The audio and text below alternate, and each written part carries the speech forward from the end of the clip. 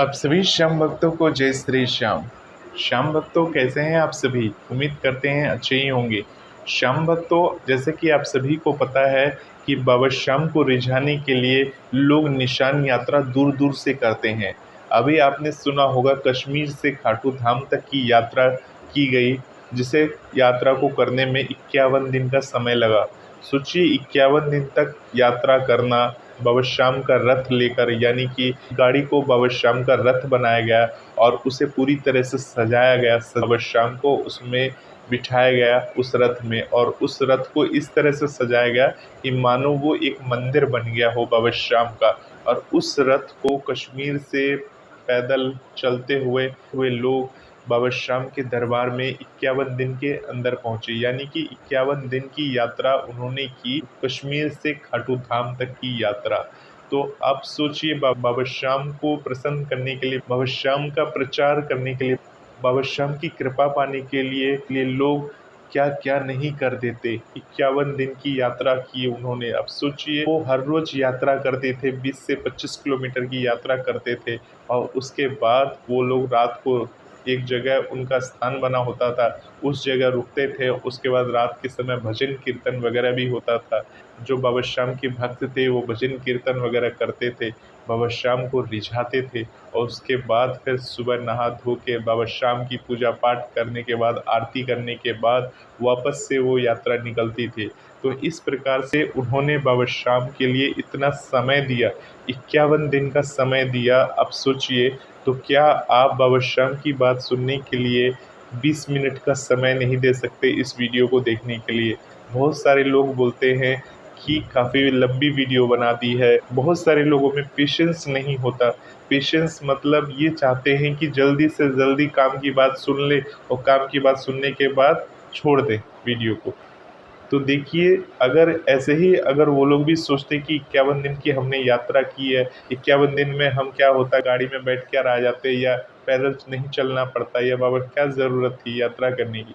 फिर भी उन्होंने पूरी लगन से बाबा की यात्रा की और बाबा के दरबार तक पहुंच गए, खाटू धाम पहुंच गए। और बाबा श्याम की जब दरबार पहुंचे तो उनकी आंखों से फूट फूट कर आंसू निकल पड़े, क्योंकि सड़क के रास्ते से होते हुए वो बाबा श्याम के दरबार तक आए हैं। और सड़क मार्ग में आप जानते हैं गाड़ी वगैरह, ट्रक वगैरह चलती है, तो कितना खतरनाक भी होता है। परंतु कहते हैं ना, जब बाबा श्याम खुद विराजमान है रथ पर, और बाबा श्याम को देखते हुए, भजन गाते हुए जब जत्था निकलता था, न धूप देखी, न गर्मी देखी, न सर्दी देखी, और वो जत्था बाबा श्याम का जो था, बाबा श्याम के साथ चलते चलते बाबा श्याम के खाटू धाम पहुंचा, तो अपने आप में एक जीत महसूस होती है कि हम जीत गए। हमने इतनी लंबी यात्रा जो थी खाटू धाम की, कश्मीर से राजस्थान सीकर जो हमने यात्रा थी वो पूर्ण की, तो हम जीत गए। तो ऐसा अंदर से प्राउड फील होता है, एक अच्छा फील होता है। बाबा श्याम, लगता है कि हमें साक्षात मिल गए। तो सोचिए, बाबा श्याम जब साथ हो तो क्या नहीं कर सकते हम। अब आप समझ गए होंगे कि इस वीडियो के द्वारा आज मैं आपको क्या बताने वाला हूँ। अगर आप भगवान की पूजा पाठ करते हैं और अधिक समय देते हैं, 3 से 4 घंटा, और अगर आपका स्वास्थ्य सही नहीं रहता, फिर भी आप इतना समय देते हैं, तो आपको क्या करना चाहिए, क्या मैं वो आपको आगे वीडियो में बताने वाला हूँ। देखिए, जो निशान यात्रा थी वो बाबा को रिझाने के लिए, बाबा को प्रसन्न करने के लिए, बाबा का प्रचार करने के लिए, जितने भी श्याम भक्त जिस जिस राज्य से होते हुए ये निशान यात्रा आई है, उन राज्यों में बहुत सारे लोग ऐसे हैं जो बाबा श्याम को नहीं जानते हैं। कौन है खाटू वाला, क्या है इनकी महिमा, वो नहीं जानते हैं। तो इस यात्रा का मकसद यही था कि लोग बाबा को अधिक से अधिक जानें, बाबा की शक्ति क्या है, बाबा की महिमा क्या है। हमारा काम है बाबा का प्रचार करना, बाबा की महिमा का गुणगान करना, और बाबा को घर घर तक पहुंचाना, और सभी तरह से जन कल्याण करना। ये उद्देश्य होता है निशान यात्रा का, रथ यात्रा का। जो बहुत सारे लोग ऐसी यात्राएं करते हैं बाबा श्याम को रिझाने के लिए, बाबा श्याम को प्रसन्न करने के लिए, और खुद की भी अर्जियां होती हैं जो हम बाबा श्याम के लिए पैदल चल रहे हैं, बाबा श्याम के लिए भजन गा रहे हैं। तो आप भी इस वीडियो को लास्ट तक ज़रूर देखिएगा, जिससे पूर्ण कृपा बाबा की मिलेगी। अगर आप थोड़ा समय देकर इस वीडियो को देखते हैं तो कुछ न कुछ इस वीडियो से आज आप लेकर ही जाएंगे। और इस वीडियो से क्या, आप इस चैनल पर कोई भी वीडियो खोलकर देख लीजिए, आपको कुछ ना कुछ बाबा से जुड़ी हुई एक सही जानकारी और अद्भुत जानकारी मिलेगी ही मिलेगी।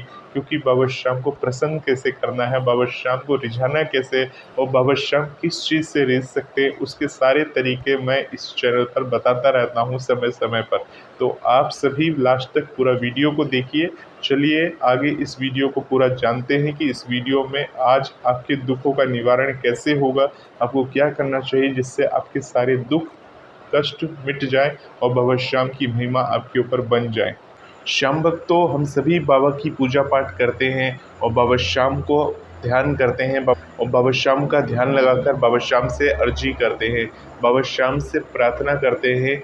और बाबा श्याम को हम यही कहते हैं कि बाबा श्याम सदा हमारे साथ रहना, हमारे दिल में रहना, हमारे घर में रहना, हमारे परिवार पे अपनी कृपा करना।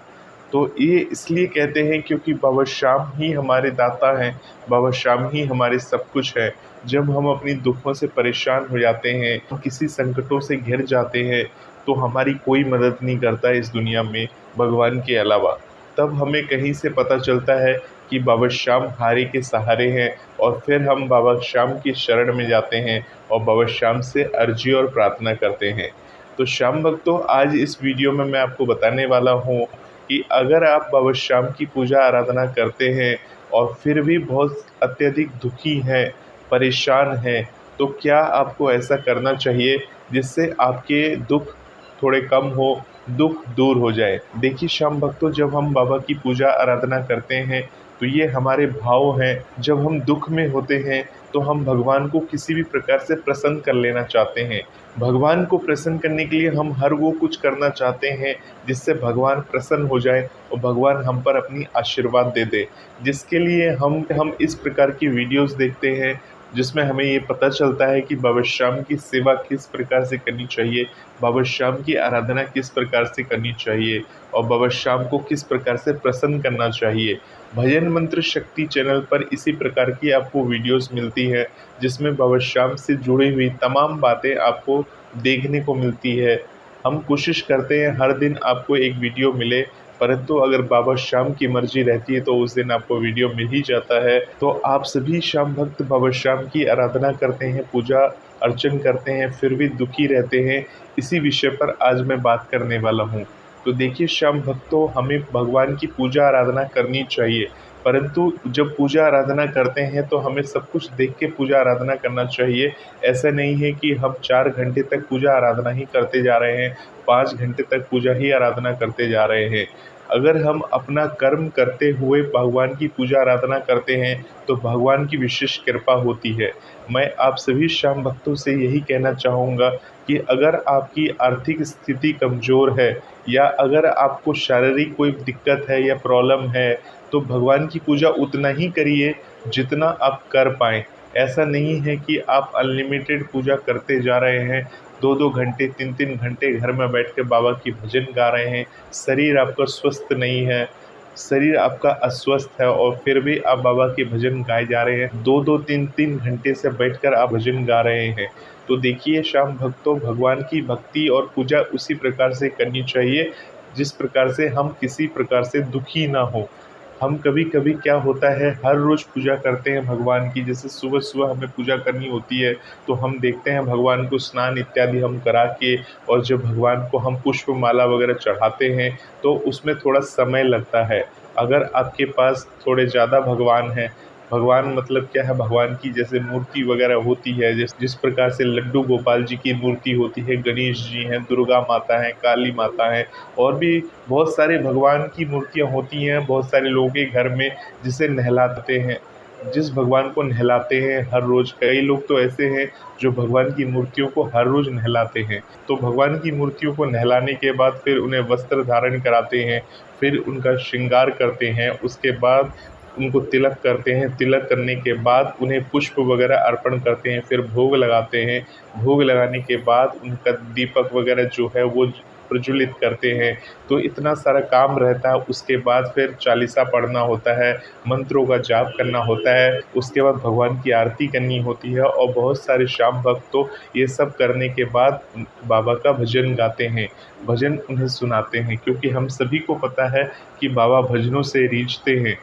जिस प्रकार से हम कीर्तन वगैरह में जाते हैं तो वहाँ पर भजन गायक बाबा को भजन सुनाकर बाबा को रिझाते हैं, उसी प्रकार से हम अपने घर में बाबा श्याम को भजन गाकर बाबा को रिझाते हैं, प्रसन्न करते हैं, जिसमें थोड़ा समय लग जाता है। जहाँ हम पहले पूजा करते थे, मान लीजिए आधा घंटा हमें पहले पूजा करने में लगता था, परंतु अब जब पूजा करते हैं तो कम से कम 1.5 से 2 घंटे हमारी पूजा करने में लग जाते हैं।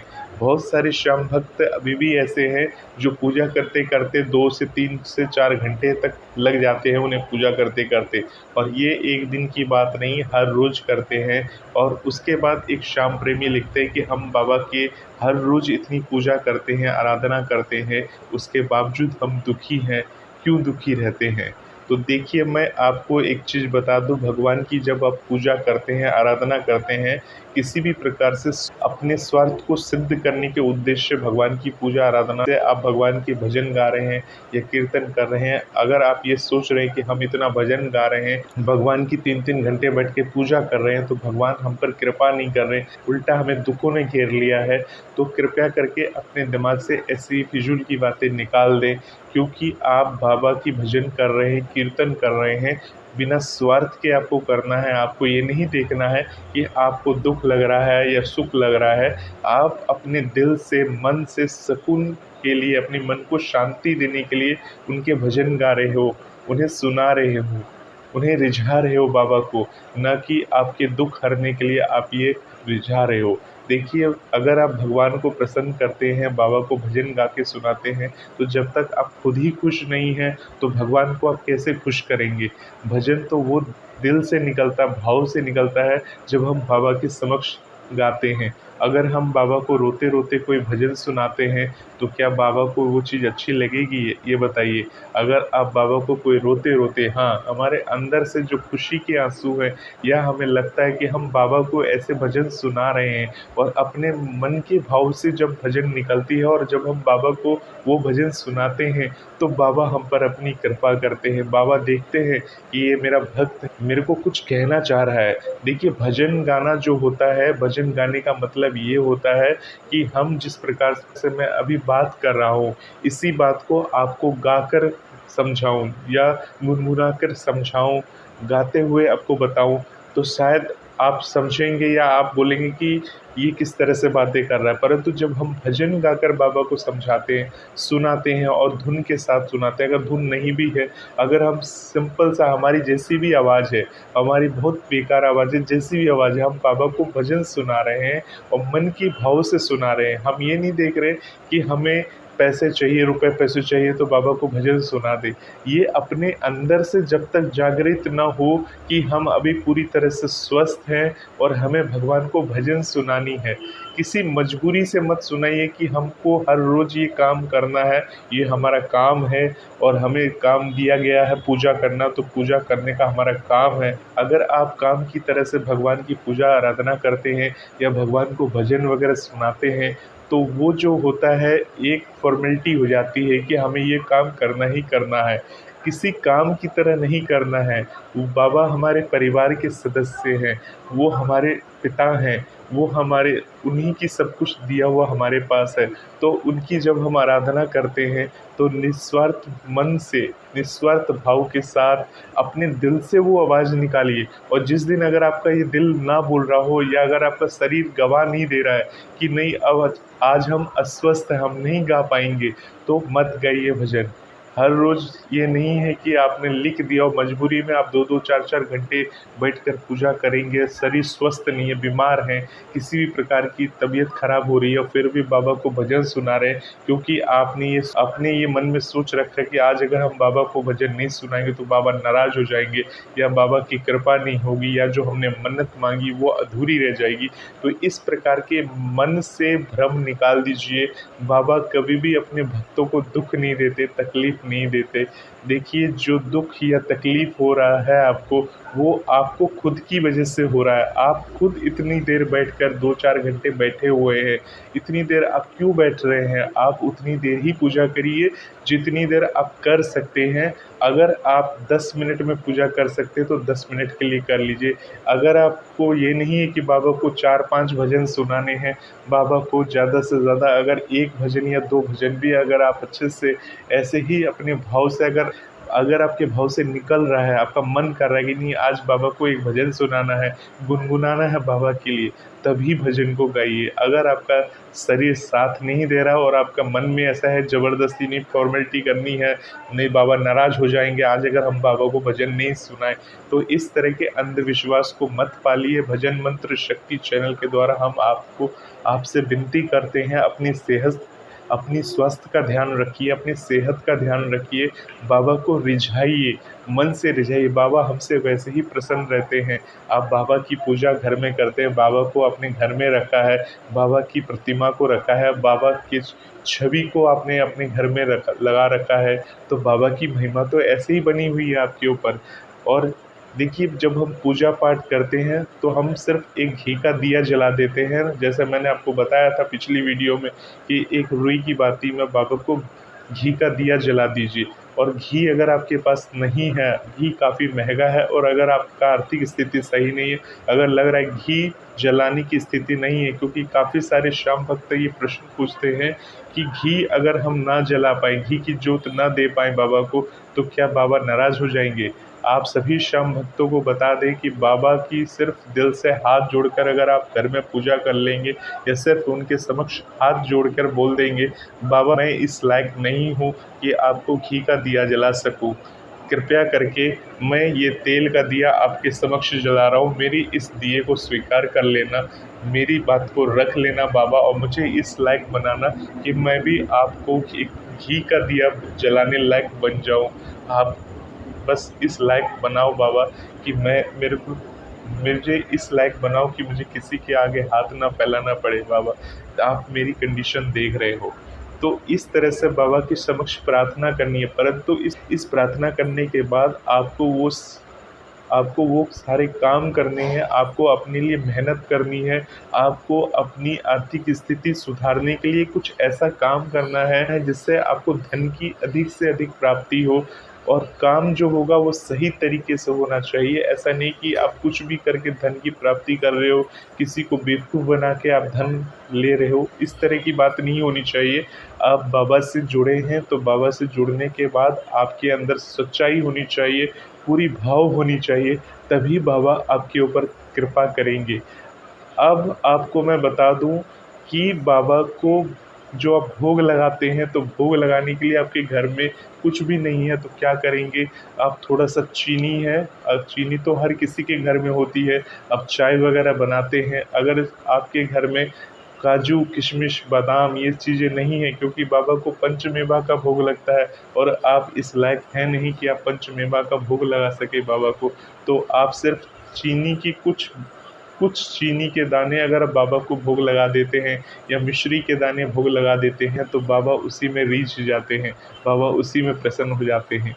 देखिए, बाबा जो हैं भाव के भूखे हैं, और जब आप भोग लगाते हैं तो बाबा श्याम वही स्वीकार करते हैं। जब भी पूजा पाठ करें तो मन से करें, मन को अशांत करके पूजा ना करें, अपने आप को तकलीफ़ दे के पूजा ना करें, 2-4 घंटे बैठकर पूजा करके अपने शरीर को थका कर पूजा ना करें। शरीर में जितनी शक्ति हो उतनी ही भक्ति बाबा की करें। बाबा कभी नहीं कहते कि अपने आप को तकलीफ़ देकर आप बाबा को रिझाओ, बाबा को प्रसन्न करो। बाबा तो हम पर अपनी कृपा करते हैं, बाबा श्याम तो हमारी भक्ति देखते हैं, बाबा श्याम तो हमारा भाव देखते हैं कि ये बच्चा मेरे लिए इतना कर रहा है, तो बाबा अपने आप कृपा करते हैं। परंतु आपको भी अपने ऊपर कृपा करनी होगी, अपने सेहत पे कृपा करनी होगी, अपने घर पे कृपा करनी होगी। अगर आप बाबा श्याम को मानते हो तो अपने परिवार पे भी आपको पूर्ण तरह ध्यान देना है, परिवार के सदस्यों से बातचीत करनी है, परिवार के सदस्यों को बाबा के बारे में बताना चाहिए, बाबा के बारे में सुनाना चाहिए और बाबा का ध्यान करना चाहिए। तो इन बातों को अगर आप ध्यान रखेंगे तो आप तकलीफ़ और दुखों से आपको मुक्ति मिलेगी, और देखिए रुपए पैसे से तंग है, रुपए पैसे की तंगी है, सिर के ऊपर कर्जा बना हुआ है, तो कर्जा दूर कैसे होगी, कर्जा दूर करने के क्या उपाय हैं। तो ये सारी चीज़ें आपको सोचनी है कि आपने जिस बैंक से कर्जा ले रखा है, कितना कर्जा ले रखा है, उसको कैसे ख़त्म किया जाए, कितनी हमें ईएमआई भरनी है। ये सारी चीज़ें आपको बैठ के ठंडे दिमाग से सोचनी है कि हम अपने कमाने का सोर्स को कैसे बढ़ाएं, किस प्रकार से करें। आप कम से कम वो काम तो करेंगे, कमाने का सोर्स तो खोजेंगे, और उसके बाद तो बाबा आपकी सहायता करेंगे। परंतु आप ये सोच के बैठे हैं कि 2-4 घंटे पूजा करता रहूं और बाबा कृपा कर देंगे, तो ऐसा कभी नहीं होगा। आपको अपना काम तो खुद ही करना होगा।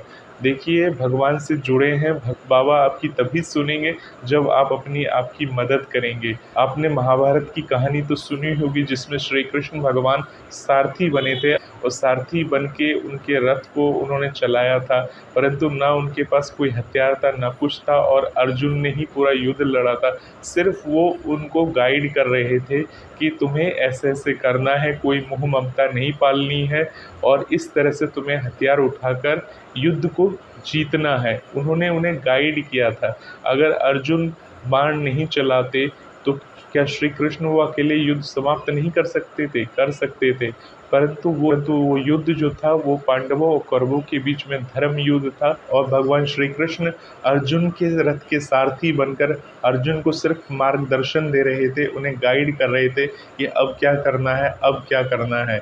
तो देखिए अर्जुन ने अपना काम किया तो भगवान ने उनका साथ दिया। तो इसी प्रकार से अगर आपके घर में आर्थिक तंगी है, रुपए पैसे से प्रॉब्लम में है, तो आपको कर्म करना है, कोई काम धंधा ढूंढना है जिससे आपको रुपए पैसे का आगमन हो सके। तो देखिए आपको 2 हाथ दिए भगवान ने, 2 पैर दिए हैं, 2 आँख दी हैं, 2 कान दिए हैं, तो आप धनवान हैं। कौन कहता है कि आप निर्धन हैं? आपको भगवान ने इतनी सारी चीज़ें देके ज़मीन पर भेजा है काम करने के लिए, मेहनत करने के लिए। भगवान ने ये नहीं कहा कि तुम मेहनत छोड़कर सिर्फ मेरे भजन करते रहो तो मैं तुम्हें तार दूंगा। भगवान तो तारेंगे ही तारेंगे, परंतु जब संसार में आए हैं तो आपको मेहनत तो करनी होगी, बिना मेहनत के कुछ नहीं मिलता। तो मेहनत करिए और उसके बाद बाबा की भक्ति करिए, तो बाबा ज़रूर फल देंगे। कोई भी इंसान हो, चाहे वो स्टूडेंट हो, चाहे एक नौकरी पेशा व्यक्ति हो, अगर नौकरी में परेशान है, किसी भी तरह का उसे लग रहा है कि परेशानी में है, तो बाबा श्याम का अगर वो भक्त है और बाबा श्याम की भक्ति करता है, तो बाबा श्याम उसके साथ हमेशा बने रहते हैं, उसके साथ कभी दुख नहीं आने देते। हालांकि कुछ समय के लिए उसे लगेगा कि उसके ऑफिस में उसके साथ प्रॉब्लम हो रही है, परंतु बाबा श्याम कब किस समय चमत्कार करेंगे ये कोई कह नहीं सकता। ये बाबा की कृपा है, बाबा की महिमा है, खुद महसूस करेंगे जब बाबा से जुड़ेंगे, परंतु उसके लिए आपको कर्म करना होगा। तो अंतर लास्ट में मैं सभी श्याम भक्तों को यही बोलूँगा, बाबा की भक्ति करिए, पूजा करिए, परंतु अपना समय देखते हुए करिए। 2, 4, 5 घंटे लगाने से कोई मतलब नहीं है। बाबा श्याम की भक्ति सिर्फ आप आधे घंटे या 1 घंटे के अंदर भी कर सकते हैं। अगर आप भजन वगैरह मंत्र वगैरह पढ़ते हैं तो इस तरह से उन्हें सुना सकते हैं। बाबा श्याम वैसे ही प्रसन्न हो जाते हैं।